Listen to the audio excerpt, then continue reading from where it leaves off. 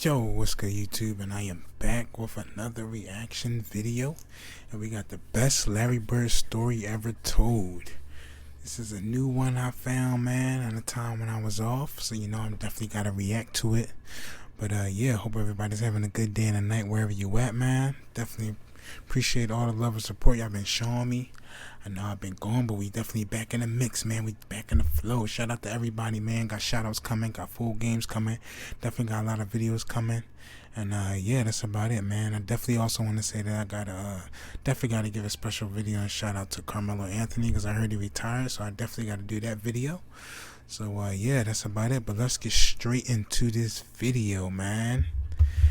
We back in these videos, y'all. Let's get it, man. We got the best Larry Bird story ever told. Let's get it. As much as analytics have evolved the way we think about basketball, there will always be an element of the game that you will never understand by looking at a bunch of numbers on a spreadsheet. Because you would think that Larry Bird's best game was his 60-point shooting clinic against the Atlanta Hawks. Larry Bird scored 60. It is the greatest shooting exhibition I've ever seen in my life. Or his near quadruple double versus the Utah Jazz, where he sat out the entire fourth quarter because his team was winning by so much.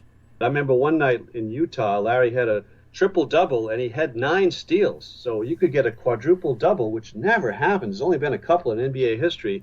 Came out of the game in the third quarter because they were leading by so much.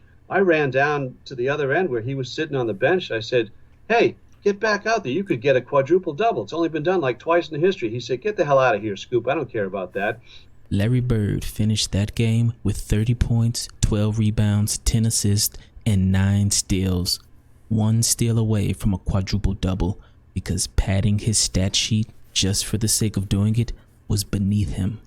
But in the 1986 NBA Finals versus the Houston Rockets, Larry Bird called Game 6 the best game he ever played. You know, everybody's always asking my best game, but I would take that night in and night out, yes. To reach the NBA Finals, the Houston Rockets defeated the Los Angeles Lakers 4-1, thus ruining the Lakers-Celtics rematch that the world wanted to see on this last-second shot.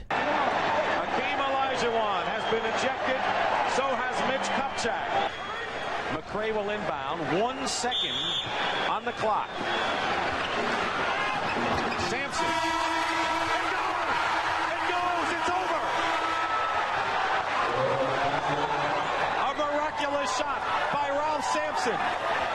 Off balance has given the Houston Rockets the Western Conference Championship and a trip to Boston for the NBA World Title. Well, we always wanted to play the Lakers. There's no question about it. But Houston was an upcoming team with Elijah Wan, and they had a very good team. And after 4 games of the NBA Finals, the Celtics were leading the series 3-1. But in Game 5, the Rockets went back to their home court and literally fought for their lives. And now Seasting and Sampson, and now Dennis Johnson, and a melee is broken out here. A melee is broken out, the benches have emptied, and they have brought police onto the floor. At the bottom of the pile is Walton and Sampson right now. It all started with Sampson and Jerry Seasting, and they're still going at it, and there is blood. You can't be doing that. I mean, I thought it was distasteful for both sides. I think that you just got to play the game. It was a game that we wanted to win. We wanted to get the series over with, because anything can happen if you stay out there long enough. You get guys injured. We were better than that. We should have, I don't know about sweeping them, but we should never have lost Game 5. We had got pushed around in Game 5. And then we had practice the next day on Saturday. Everybody was really quiet. But there was one person who wasn't worried at all, and that was number 33. And I remember him on that Saturday afternoon of practice saying that we need rebounds, we're going to get rebounds. We need this, we're going to get that. We're going to be fine. Larry Bird assured the world, we're going to be fine. And so we get into the game, and Larry's out doing his pregame warm-up, and we're all in the locker locker room stretching and working it out. And then Larry comes into the locker room and he looks at us all, gathered all our attention. He says, guys, I was just out there in the crowd. It's an hour and a half before game time. And the crowd is already in and they're ready. And right now they want the blood of the Houston Rockets. But I'm telling you right now that if we don't deliver today, they're going to want our blood. Now let's get going. Who's coming with me? I don't think anybody could beat us that day. We were on. We made some mistakes early, but the energy was there, the excitement was there, and we knew if we continued to play hard, we were going to win. I stunk it up. It was one of the worst performances of my career. Larry had to call a timeout because Akeem had stolen the ball from me a bunch of times and went right. We had a big lead. Larry and Kevin were playing great. And then Akeem just started stealing the ball from me, and I was just bobbling everything. Rockets have played in the prior games good defense, making the Celtics use a lot of time in the back court. Steal by Olajuwon. Gets an easy bucket. And Larry calls timeout, and he walks over to Casey Jones and says, Casey, you got one choice. You can either take me out or you can take Walton out right now. Casey Jones, he did the right thing and took me out. But aside from Bill Walton's early blunders, the Celtics proceeded to show why they had the greatest home court advantage of all time. Because after Ralph Sampson punched Celtic player Jerry Seasting in Game 5, the Celtics crowd, as you can imagine, didn't like Ralph Sampson at all. And they made sure that he knew it. Into the action. Tough to play on the road, and the Celtics have won 40 straight here. Sampson turnaround over McHale. McHale's played good defense early on. Parrish gets free.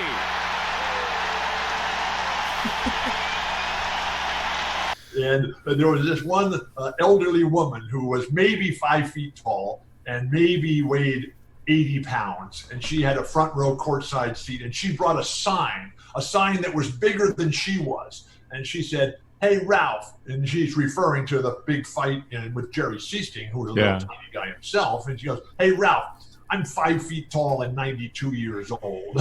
You want to fight me too? And this lady just stood in the front on the edge of the court. She never sat down. She just yelled and screamed at Ralph the whole time.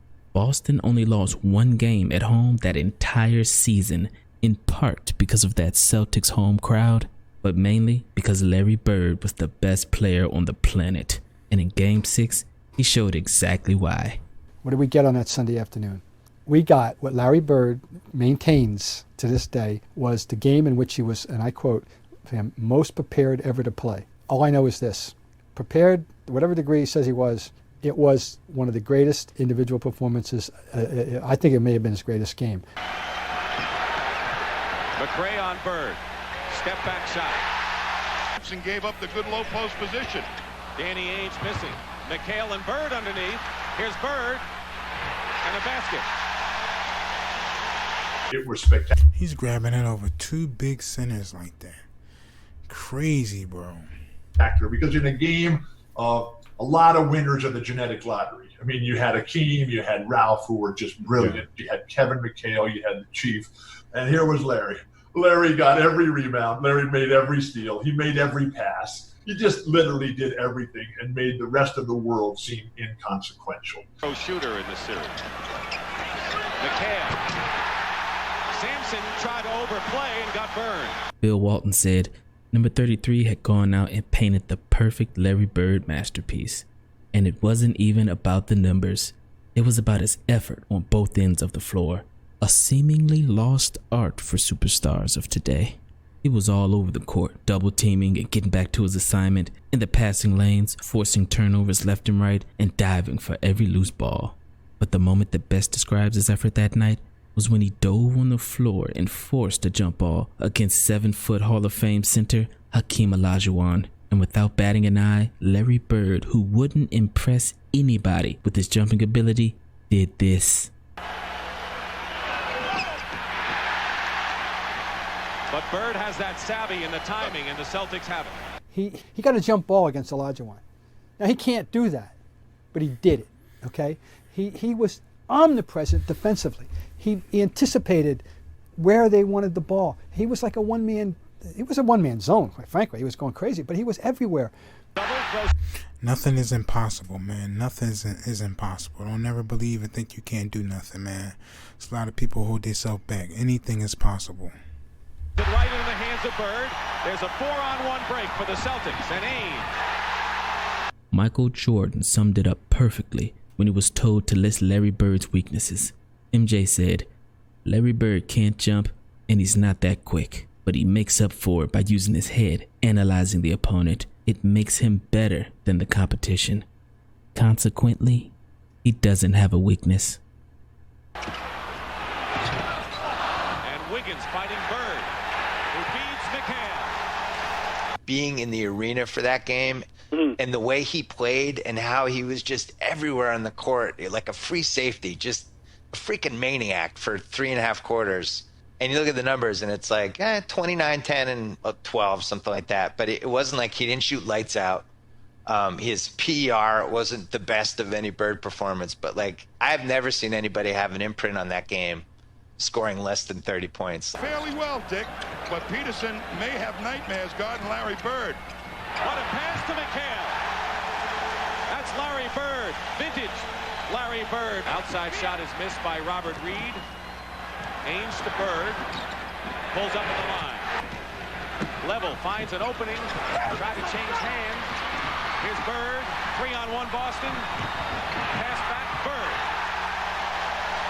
Oh my gosh. And then the second half started, and it was just phenomenal because he just kept going. He would post up about 18, 20 feet away, and he'd get the ball, and they would in poor Rodney McRae or whoever they would have on it, Robert Reed. I mean, I'm sure they tried Ralph and Akeem on him. It didn't matter. He could have put all 5 guys on him, and they couldn't stop it. Isolating 1-on-1. McRae didn't go for the fake. Pass back. The numbers won't show it. It was a very nice routine triple-double, 29, 11, 12, something like that. And he just totally dominated the game in every way. And, of course, the artistic highlight, was when he, on the right box, zigzag dribbles out to the corner to turn around and hit a 3 and go, and when they were pouring it on in the second half. Dennis Johnson. There's Sampson and Walt. 2 seconds on the shot clock. Bird wants a 3 out of it, and he gets it. He would dribble out to the three-point line, and then without even looking, he would just throw it back up there and then run down the court with his arms in the air and his finger pointed up and say, "We're number one." And the Celtic crowd is just saying, "Here we go, Celtics. Here we go." It was absolutely fantastic. Larry Bird, the greatest player I ever played with, by far. The Celtics dominated that game, and Larry Bird was rightfully crowned Finals MVP. Larry Bird said, "That was the only game I thought I was totally prepared for. As far as the focus was concerned, none better. Never. I should have quit right there." I never saw a man play a better game of basketball, ever. That's the greatest individual performance. The defensive dominance that Larry did on that afternoon in June of '86. I would love just that tape to be shown to every high school and college coach, every pro coach now, just everybody, just say, "How you can't play basketball better than this. You can't." And after that series, Hakeem Olajuwon called Larry Bird the best all-around player that I've ever seen. This Celtics championship put the finishing touches on a perfect year where Larry Bird also won the regular season MVP, finished with a home record of 50-1, and was awarded the Associated Press's Athlete of the Year across all sports. The 1986 Boston Celtics were the best team ever, with the best player ever having his best game ever. It really gets no better than that.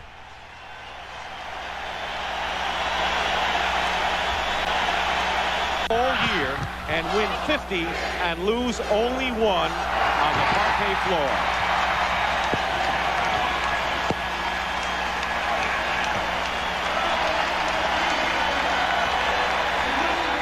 You know, everybody's always asking my best game, but I would take that night in and night out, yes. One of my favorite things about the... Man, oh man. That was something right there, man. That was nice. That was a good one right there, man. Yeah, hey, I'm telling you, man, he's a beast, man. There's no reason why I be doing all these videos like that. Like this, man. I'm telling you, he's really a beast. 50-1, only lost 1 game at home. Like, that's crazy, bro. Like, 50-1 at home. Like, yo, Larry Bird is definitely a beast, man. But yeah, let me know your comments down below, man. And yeah, we on to the next video, man. We definitely back on the grind, you know. But yeah, that's about it. Yeah, Larry Bird is a beast, though, man. I'm telling you, like, this is the reason why I be doing a lot of these videos. I know some people be like, oh, it's always Larry Bird, Larry Bird. Yeah, you know, but I'm telling you, you do your history and look at my old videos and things like that and really do your history on him. You'll see why. Like, I'm telling you, man, some people just quick to just say, oh, Larry Bird, and then don't, you know, do the research. Gotta do the research, man. But anyway, man, I'm on to the next video. Subscribe if you're new. Hit that like button. Turn on that bell, man. I'm uploading every single day. And for now, I'm out. Y'all got some videos you want me to do? Definitely leave them down in the comments or send them to my email at DATPHILLYBOINAH@gmail.com. And yeah, that's about it, man. I'm out for now. Peace.